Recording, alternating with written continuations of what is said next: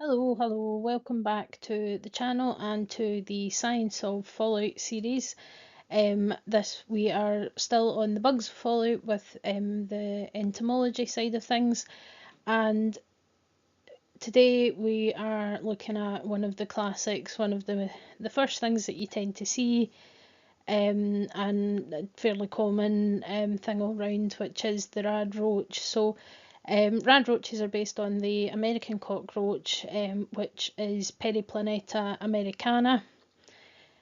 So there's an image there of one, so you can see that they don't look that different from the radroaches you see in the game. Just the size really is the kind of difference there. So the American cockroach is they're very good at getting into buildings and getting into spaces. They have good night vision and tend to be quite active at night time, which is something that you'll see. If you ever have an infestation of them. So the nymphs, the juvenile versions, are capable of limb regeneration, which means if they happen to lose one of their legs, that they can grow a new one to replace it. Although that they lose that ability when they become adults. And another interesting thing about them is that they are capable of something called parthenogenesis. What parthenogenesis is a form of asexual reproduction. So essentially, the females can produce fertile eggs without any male involvement at all. The offspring are always female as well, and they are essentially genetic clones of the parents. So parthenogenesis is something that's recorded in a few different kind of insects, and fish, and even occasionally in reptiles. But it is something that has been recorded as happening with cockroaches as well. So that certainly could explain why, despite them being a pest and most people squishing them at any given opportunity in the Wasteland, you do have to wonder if the radroaches are capable of this as well, and that means that they're more efficient at reproducing. So even if there's no males around for whatever reason, that they can still reproduce and create more of them themselves. That would kind of pan out. And they are omnivores and opportunistic feeders, so they will feed off just about anything, including plant material, dead skin cells, bits of fruit. Apparently they really like alcohol, particularly beer. It seems to be the hops and the sugar that's in beer that they like. And they will eat dead insects, including their own species as well. So they've all taken the cannibal perk as well. The adults are capable of flight, but they tend not to fly very much. Sort of generally speaking, they will run away rather than fly away, but it is something that they do have the ability to do. And it is noted that radroaches seem to have lost that ability. They can kind of potentially glide a little bit using their wings, but the theory is that the radroaches have basically got so big that the strength of their wings hasn't kept up, and that's rendered them incapable of flight. So, but in the real world, the American cockroach is capable of flight. It just doesn't. They just don't seem to use that ability very often. So there's a couple of kind of interesting facts. Obviously, a lot of people talk about how cockroaches be the only thing that survives in a nuclear apocalypse and all the rest of it. And it has been shown that they do tolerate much higher levels of radiation compared to humans, but they are by no means the only insect or the only living thing that is capable of doing that. However, you may have heard that cockroaches can survive decapitation, and this is actually true.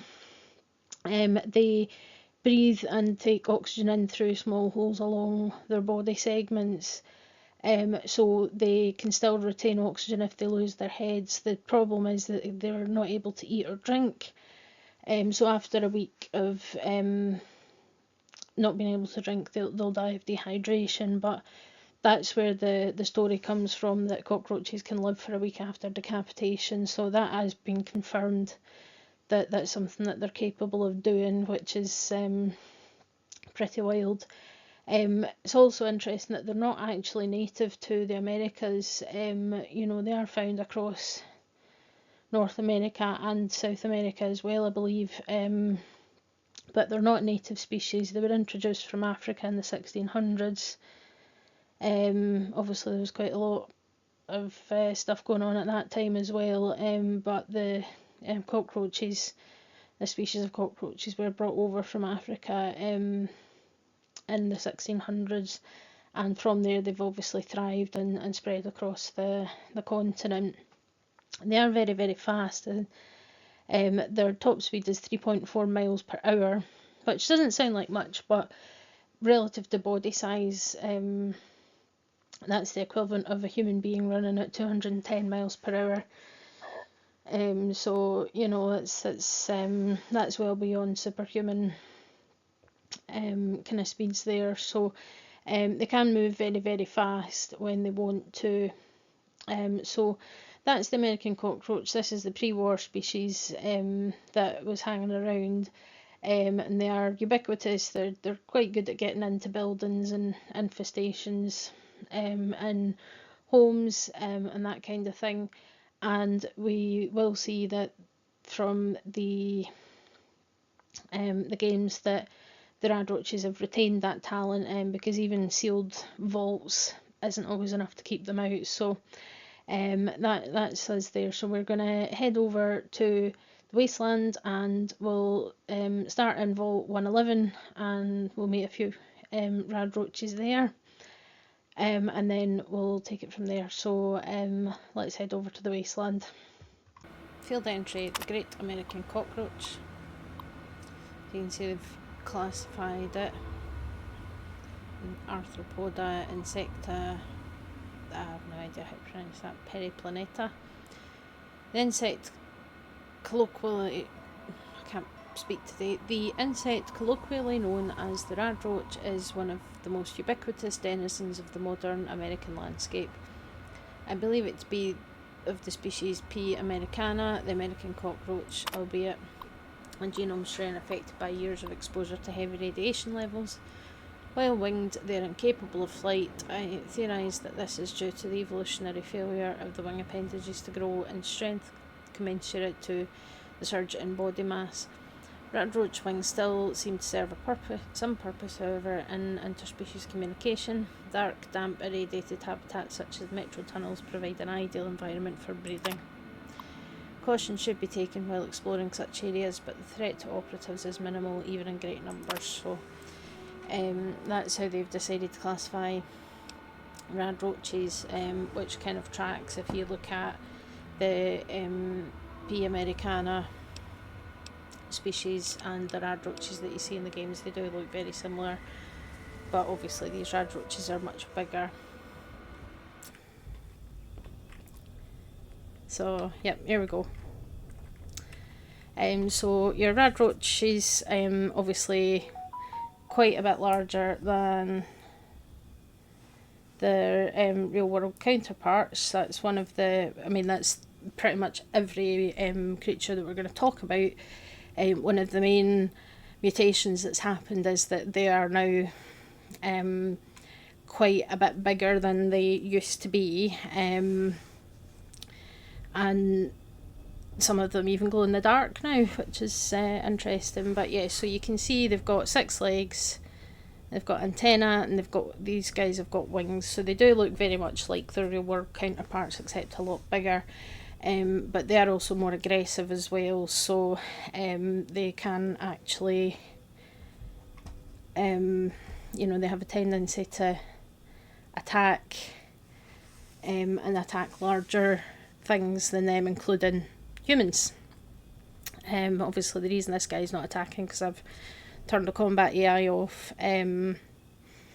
But the real world American cockroach, they can run at a speed of 3.4 miles per hour.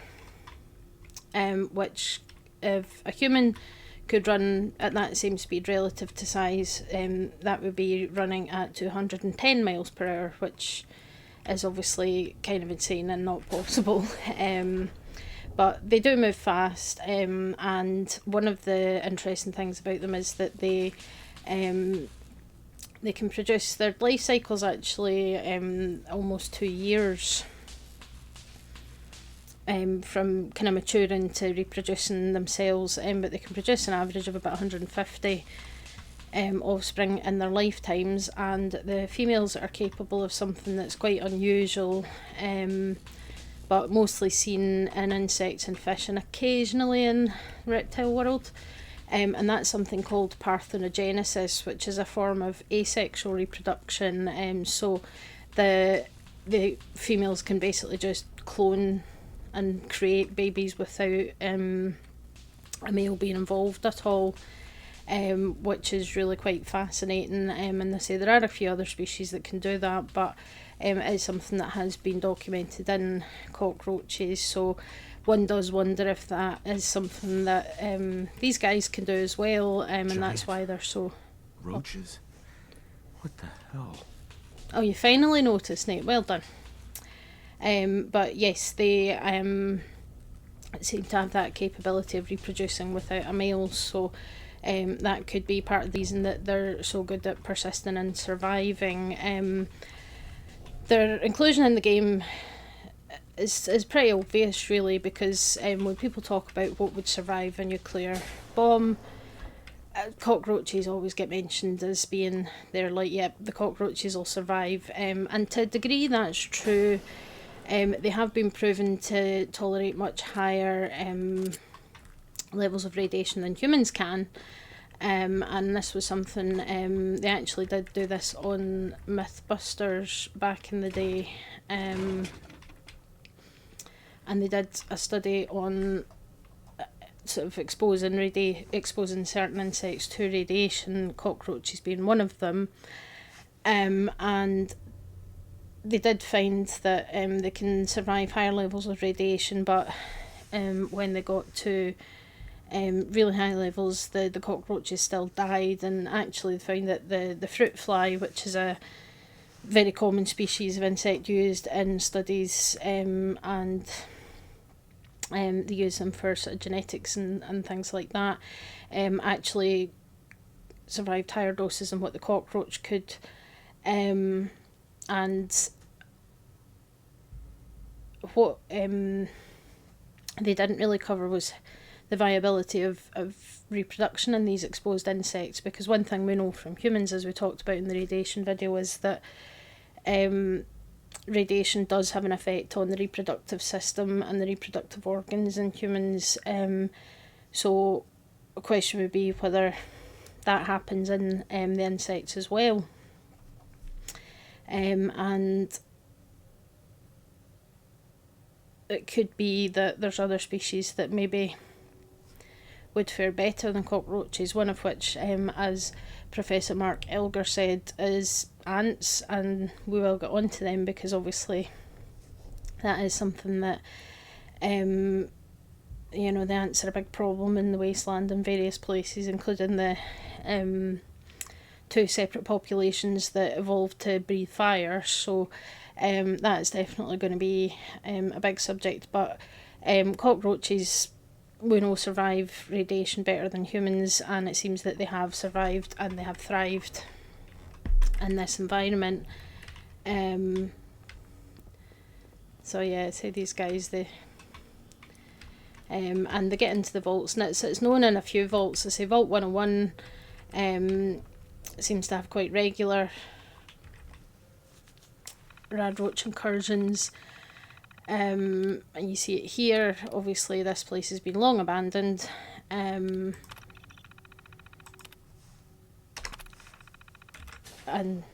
so the Radroaches have got in, and it is something that's kind of known in other vaults as well, so just like in the real world, they are very good at getting into houses and invading places. It seems to be the same for the vaults, even though these vaults are supposed to be so tight that radiation can't get in. It still happens. And one thing that I do like that they add in Fallout 4 is that a lot of enemies have sneak tactics like that. That Radroach just basically appeared from under these steps. So, interesting stuff there. So one thing, obviously, there is a degree of kind of creative license taken with the design of the insects and things in the game as part of the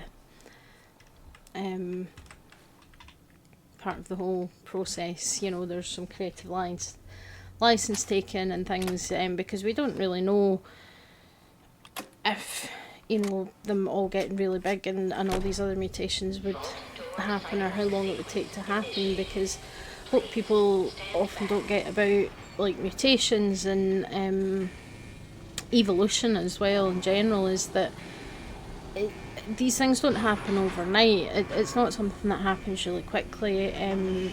Mutations that have an impact, it can take several generations before it becomes something that's really, really common in the species. It's not something that happens within the span of like one generation usually.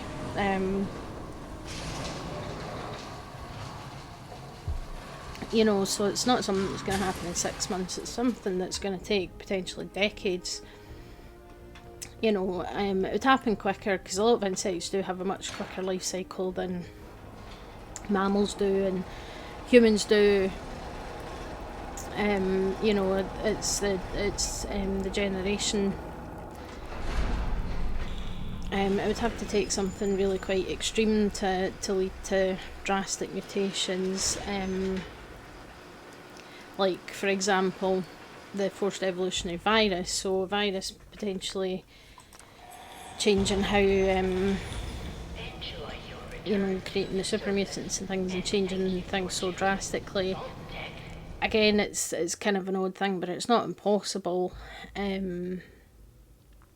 that something like that could happen, especially if it's something that's been bioengineered, which we know the FEV virus is bioengineered. It was created from an attempt to deal with the plague that started in the 2050s.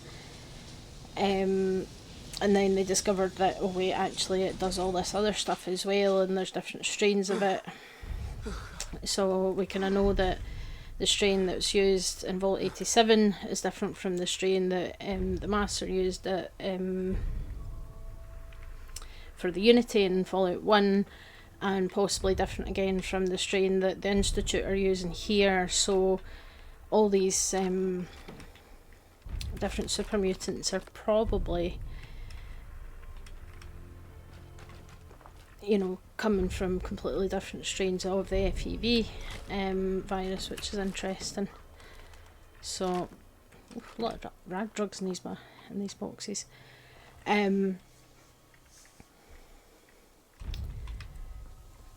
But for, you know, a lot of the wildlife that's not been specifically bioengineered, because we will get into that with the Casdors and the Deathclaws and Night Stalkers and things eventually, but for most of the insect life it is something that's just happened, and it's certainly believed to have happened gradually, you know, because a lot of these games were coming out decades after the bombs, so there's been plenty of time for all these species to mutate, and because a lot of animal life will have died as well, they don't have as many predators anymore. It's one thing that when I was looking into this I have realised about Fallout New Vegas, because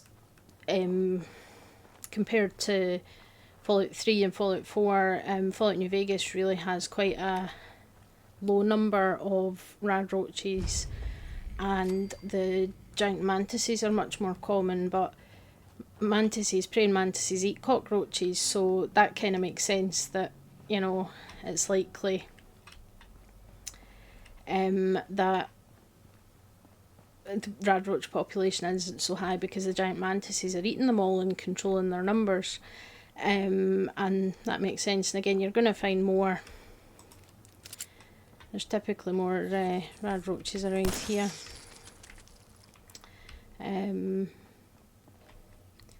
As well, and then there's bloatflies in some of the houses, so we'll get back to them.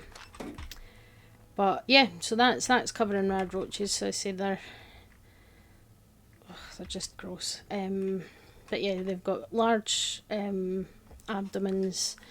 got large wings. They can't really fly, but they can kind of climb up, and they can use their wings to kind of jump and things like that. So still creepy. But that I'll cover kind of Radroaches. You do find a couple of things, and I will try and get footage of these and add that into the video. But in Fallout 3 there's the sniper shack, and there's a couple of pet Radroaches there that are non-hostile and living in little cages. And there's also the Roach King, who is a man with some tamed Radroaches that has built himself a throne, although he is aggressive to you, but he's got his pet Radroaches as well, so it's something that you are going to come across quite regularly on when you're going about the Wasteland. So hello. So there's loads of Radroaches here, and then there's this guy who is the Radroach King. So he's a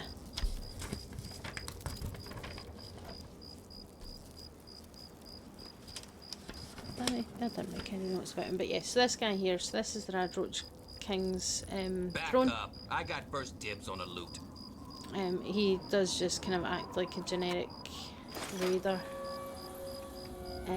Really, but he is hostile, as are all his Radroach friends. But this is the Radroach King, and this is his throne.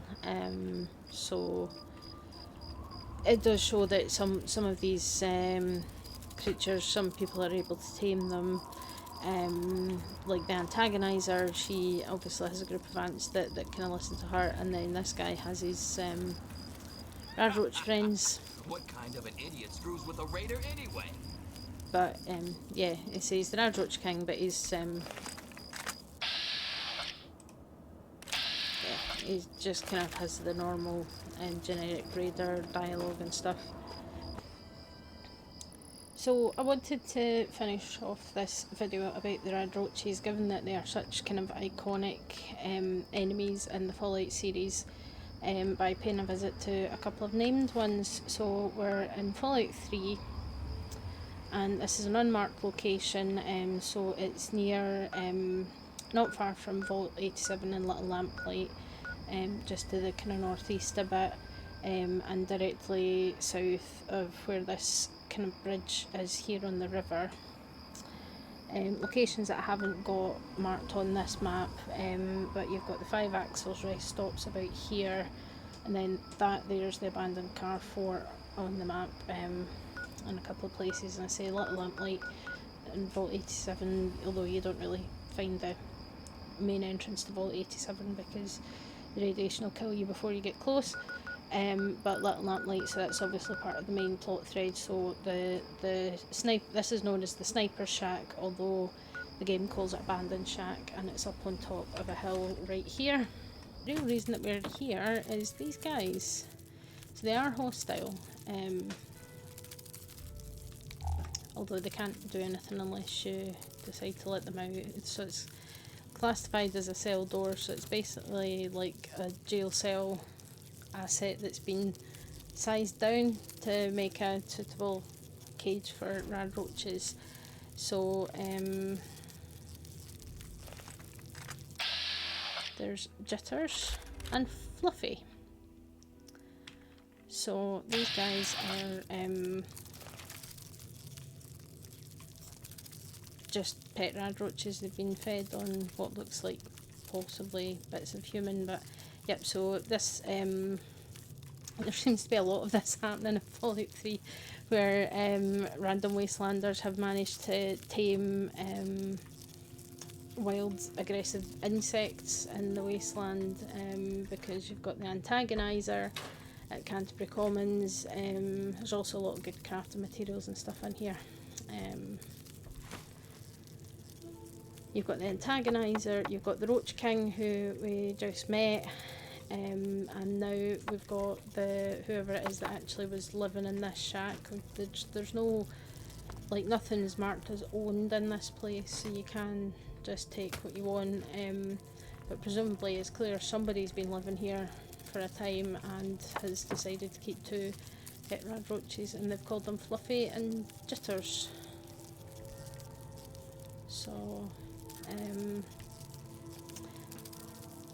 yeah, quite an interesting thing that people have decided to. I mean, that's, you know, there is a kind of saying that humans will basically pack bond with just about anything, and that's definitely true.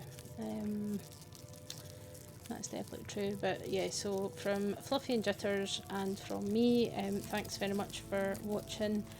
I hope this has been interesting for you. Certainly a few interesting facts about cockroaches and about the radroaches. A couple of things that I actually didn't know before I started this series. Doing this series so far has been really, really interesting for me, just because I'm learning things that I didn't know, and as a lifelong science nerd, that's always a good thing in my book. Is you know, there's always room for, you know, learning new things, learning new information, and expanding your world knowledge. So Fluffy and Jitters and I want to say thanks for watching and listening, and hopefully you'll join me for the next part, where we'll be getting into, we've still got quite a few bugs to cover for the Entomology series. So we'll be getting into some of the flies next time. I think we've got bloat flies to cover, there's the stingwings, the blood bugs.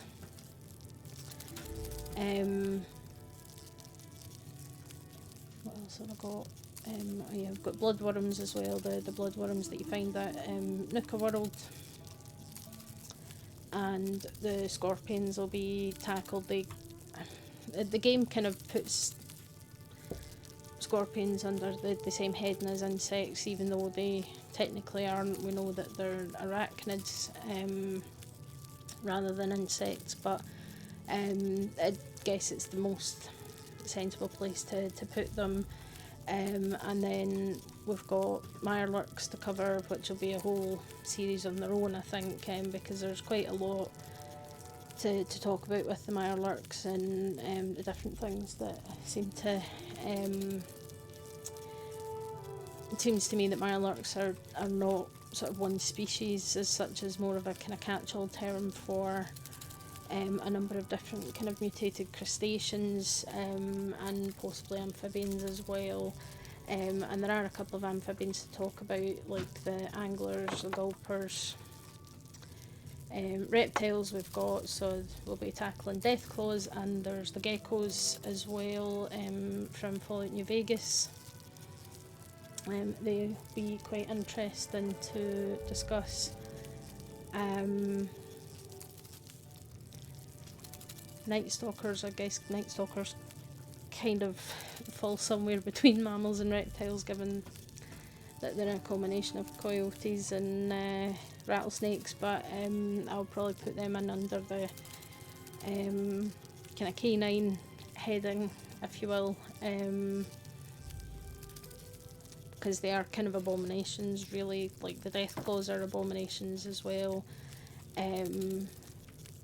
The tunnelers, I don't know, tunnelers are kind of reptilian as well. I'll have to kind of think about how to tackle them, because they're definitely quite strange. But then you've got the gator claws from Nuka World as well.